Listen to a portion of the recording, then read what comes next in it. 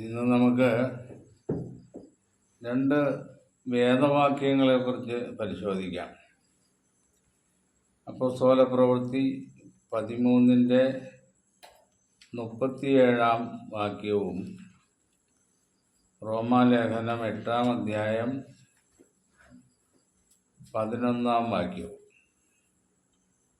ഈ വാക്യത്തിലെ വിഷയം യേശുവിൻ്റെ ഉയർത്തെഴുന്നേൽപ്പ് എന്നുള്ളതാണ്. ആ വാക്യങ്ങൾ നമുക്ക് ആദ്യം ഒന്ന് വായിക്കാം. ദൈവം ഉയർത്തെഴുന്നേൽപ്പിച്ചവനോ ദ്രവത്വം കണ്ടില്ല.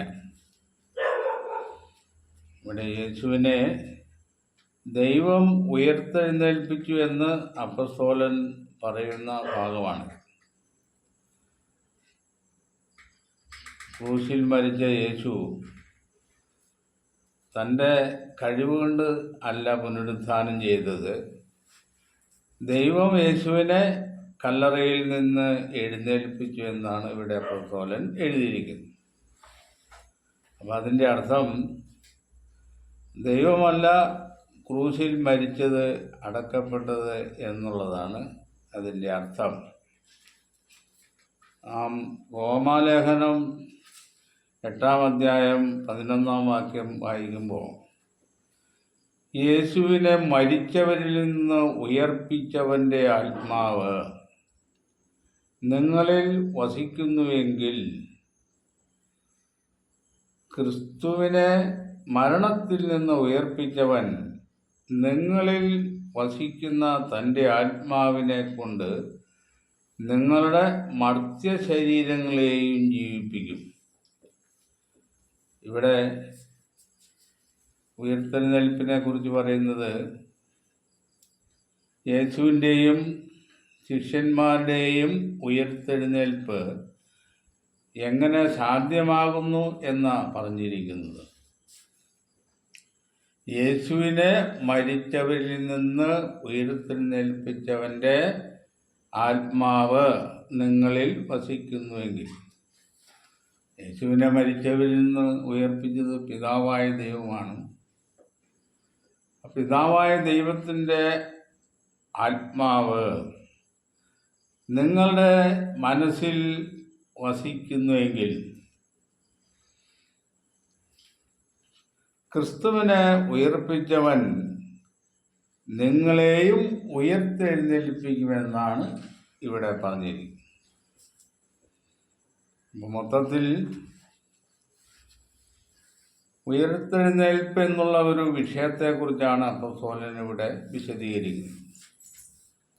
ക്രിസ്തു യേശുവിലുള്ള വിശ്വാസത്താൽ നിലനിൽക്കുന്ന എല്ലാവരും ഒരു പുനരുത്ഥാനം എന്ന വലിയ പ്രത്യാശയിലാണ് നിൽക്കുന്നത്.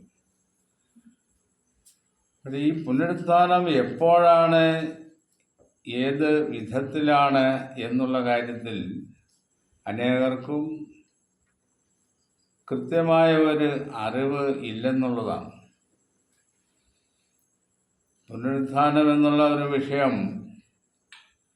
യഹൂദജാതിക്ക് വളരെ വിശ്വാസയോഗ്യമായ ഒരു കാര്യമാണ്. കല്ലറകളിലുള്ളവർ എല്ലാവരും അവൻ്റെ ശബ്ദം കേട്ട് നന്മ ചെയ്തവർ ജീവനായും തിന്മ ചെയ്തവർ ന്യായവിധിക്കായും പുനരുത്ഥാനം ചെയ്യും. യേശുവിൻ്റെ രണ്ടാമത്തെ വരവിലാണ് ഈ പുനരുത്ഥാനം. നമ്മുടെ ഇവിടുത്തെ വിഷയം യേശുവിനെ മരിച്ചവരിൽ നിന്ന് പിതാവായ ദൈവമാണ് ഉയർത്തെഴുന്നേൽപ്പിച്ചതെന്നാണ്. അതിൻ്റെ അർത്ഥം പിതാവായ ദൈവത്തിൻ്റെ പുത്രനാണ് യേശുക്രിസ്തു. യേശുക്രിസ്തുവാണ് ക്രൂശിക്കപ്പെട്ട് മരിച്ച് അടക്കപ്പെട്ടത്. മൂന്നാം നാൾ ദൈവമോ തൻ്റെ പുത്രനെ മരണവാസങ്ങളെ അഴിച്ച് ഉയർത്തെഴുന്നേൽപ്പിച്ചു എന്നാണ്. അപ്പോൾ ഈ പുനരുത്ഥാനം എന്നുള്ള ആ വലിയ പ്രക്രിയ മഹാദൈവത്തിൻ്റെ ശക്തിയാൽ നടക്കുന്ന ഒരു വലിയ വേലയാണ് എന്നാണ് നമ്മൾ മനസ്സിലാക്കേണ്ടത്. ഇതിൻ്റെ എല്ലാം അർത്ഥം ഭാവിയിൽ എല്ലാ മനുഷ്യർക്കും ഭൂമിയിലേക്ക് മടങ്ങി വരുവാനൊരു അവസരമുണ്ടെന്നുള്ളതിൻ്റെ ഉറപ്പാണ് നൽകുന്നത്. ഈ വിഷയം സംബന്ധിച്ച് നമുക്ക് മരിച്ചവരുടെ പുനരുത്ഥാനം എന്നുള്ള ഒരു വിഷയം വളരെ വിശദമായിട്ട് നമുക്ക് യൂട്യൂബിൽ ഇടാം എന്ന് ഓർപ്പിച്ചുകൊണ്ട് സൂചനയായിട്ട് ഈ വിഷയത്തെക്കുറിച്ച് ഇത്രയും പറഞ്ഞിരിക്കുന്നു. ദൈവവും പിതാവും തമ്മിലുള്ള വ്യത്യാസം മനസ്സിലാക്കുവാൻ പ്രമുഖമായിട്ടും അതാണ് ആവശ്യം. യേശു ദൈവപുത്രനെന്ന് വിശ്വസിക്കുന്നവന് നിത്യജീവൻ നൽകപ്പെടും എന്നാണ് വേദപുസ്തകം പറയുന്നത്. ഈ വിധങ്ങളായ തെളിവായ സത്യങ്ങൾ നാം വേദപുസ്തകത്തിൽ നിന്ന് മനസ്സിലാക്കേണ്ടത് ആവശ്യമാണ്. മറ്റുള്ള സങ്കല്പങ്ങളും ദുരുപദേശങ്ങളും ദൂരീകരിക്കാൻ ഈ വിധത്തിൽ ചേരുന്ന വിധത്തിലുള്ള ആശയങ്ങൾ വേദപുസ്തകത്തിൻ്റെ പല ഭാഗങ്ങളിലായിട്ട് കിടക്കുന്നുണ്ട്. അത് നമുക്ക് ഓരോന്നായി പരിശോധിക്കാം. ഇത്രയും പറഞ്ഞുകൊണ്ട് ഈ വിഷയം ഇന്ന് നിർത്തുകയാണ്. മറ്റൊരവസരത്തിൽ മരിച്ചവരുടെ പുനരുത്ഥാനം എന്ന വിഷയം നമുക്ക് ഒന്നുകൂടി വിപുലമായിട്ട് ആലോചിക്കാം.